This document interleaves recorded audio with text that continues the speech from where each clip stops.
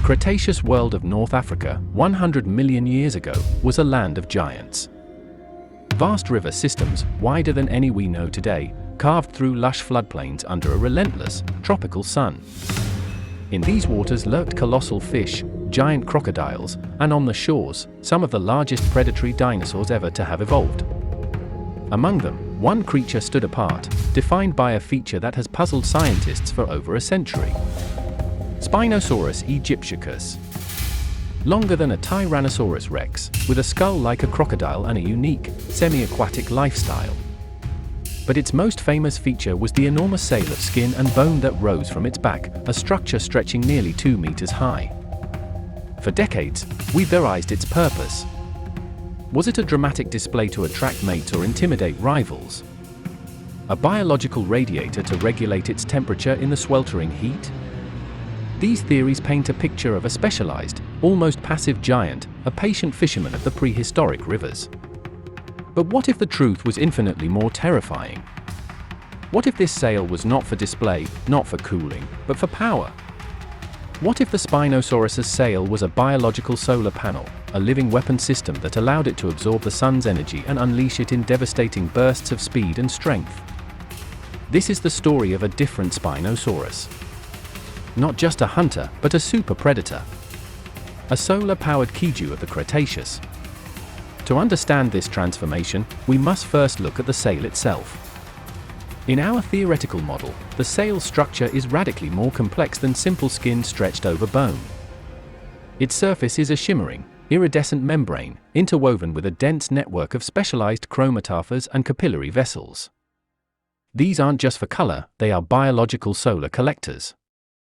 As the Spinosaurus basks under the African sun, these cells capture immense amounts of thermal and light energy.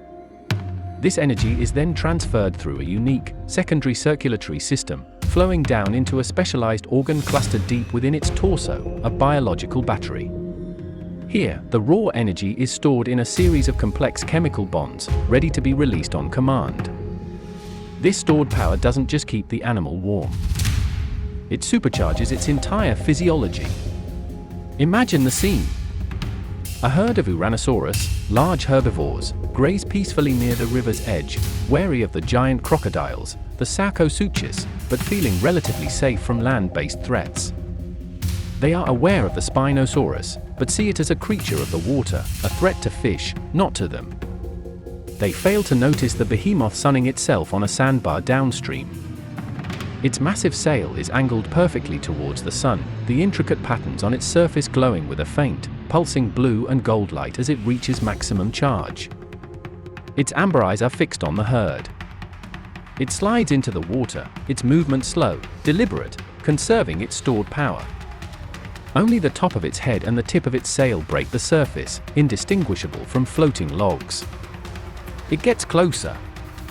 Then, in a fraction of a second, the stored energy is unleashed. The command is sent from its brain, and the biological battery floods its muscle tissue with super-oxygenated blood and chemical energy. The water explodes. The Spinosaurus doesn't just swim, it launches itself from the river like a missile. A 60-foot, 20-ton predator, moving with the speed of a cheetah for a few, terrifying seconds. Before the Uranosaurus can even register the threat, the Spinosaurus has covered the distance from the riverbank and is upon them. The impact is absolute. Its long, conical teeth, perfect for gripping fish, are now backed by an unnatural, explosive force, capable of shattering bone with a single bite. Its powerful arms, already armed with huge claws, now strike with piston-like speed, tearing through flesh and hide. This is not the patient fisherman of our textbooks. This is an ambush predator of horrifying efficiency.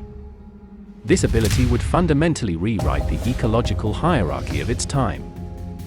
In our world, the apex land predator of this environment was the Carcharodontosaurus, a sharp-toothed giant nearly the size of a T-Rex. These two titans likely avoided each other, occupying different ecological niches. The Carcharodontosaurus ruled the land, the Spinosaurus ruled the water. But a solar-charged Spinosaurus would respect no such boundaries. A territorial dispute between these two giants would now be a battle of prehistoric titans.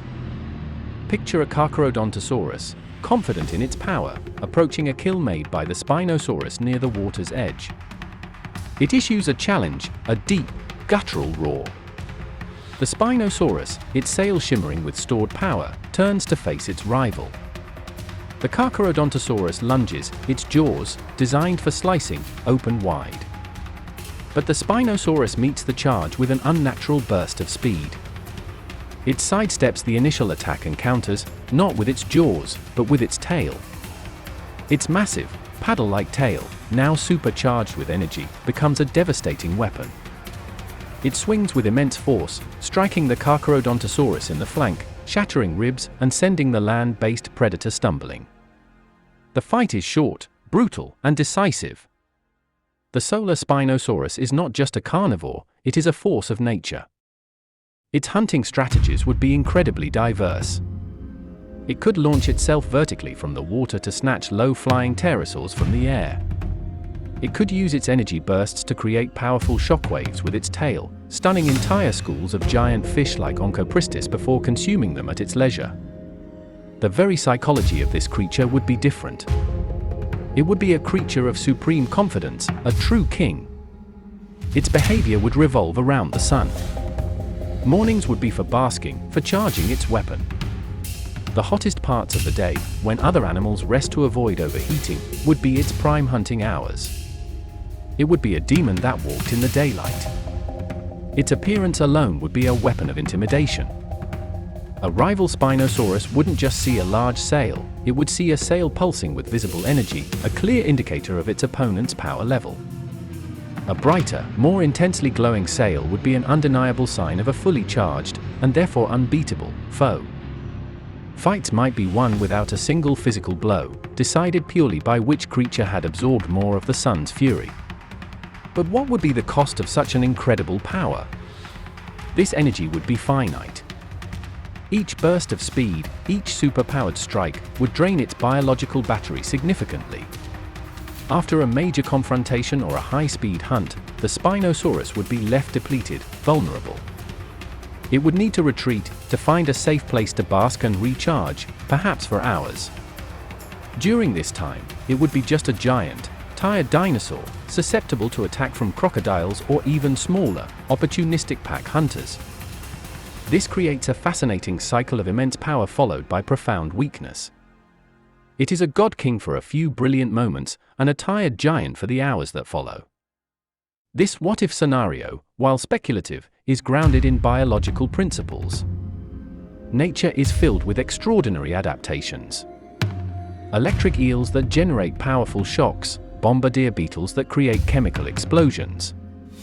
Is it truly beyond the realm of possibility that an animal could evolve to weaponize the most abundant energy source on the planet? Rethinking the Spinosaurus this way forces us to look at the fossil record with fresh eyes.